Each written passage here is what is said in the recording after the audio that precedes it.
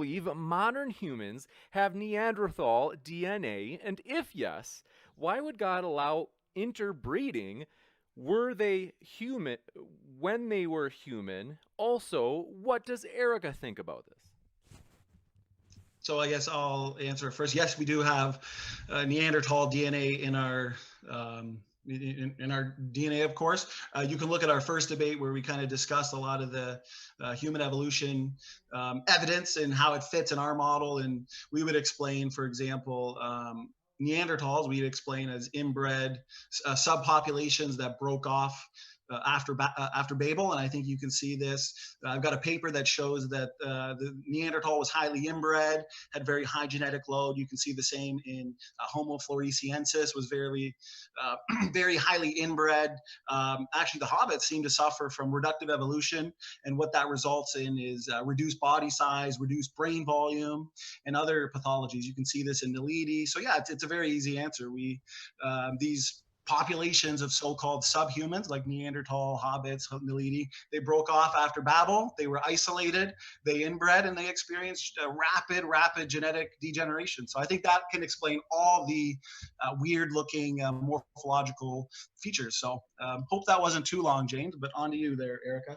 Yeah, I think it's interesting that you mentioned Naledi because Naledi has very ape-like basal shoulders as well. So I find it interesting that the reductive evolution they experienced made them look more like chimpanzees. I would say absolutely yes. All we at least according to my current knowledge, we know that 5 different hominins actually lived at the same time: Floresiensis, Naledi, Neanderthalensis. Obviously sapiens, and depending on who you talk to, actually no, definitely Denisovans. I was thinking about some people think maybe Heidelbergensis was still lurking around, but again, it depends. And of course they interbred. I mean, it's very interesting, but if you look into the potential hybridization ability or potential between humans and the living members of genus Pan, you will be unpleasantly surprised, because there really isn't a ton that prevents the fertilization from occurring. In fact, there was a recent very cool paper that came out in the past 6 months. I couldn't tell you when exactly. Time has been very much a weird void lately, thanks to everything that's going on. But that talked about how the human lineage and the Pan lineage actually probably interbred until about 4 million years ago.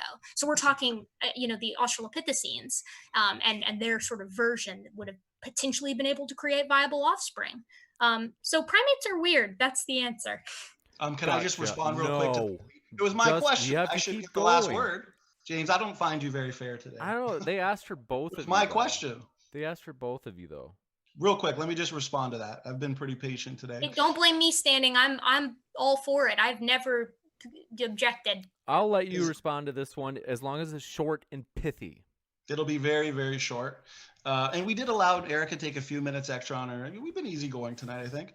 I think that those, like the curvature that's seen in some of the Naledi bones, the hands, the feet, the flaring hips, the small brain volume, for example. But the thing is, those secondary anatomical features in the Naledi are actually not as unique as some evolutionists would say, because they're also seen in humans. Modern humans can develop curved finger bones due to heavy use in climbing or from habitual tool use, or modern humans with pathologies can have flaring hips, for example, and even the reduced body size. So I think reductive evolution can very well explain Naledi.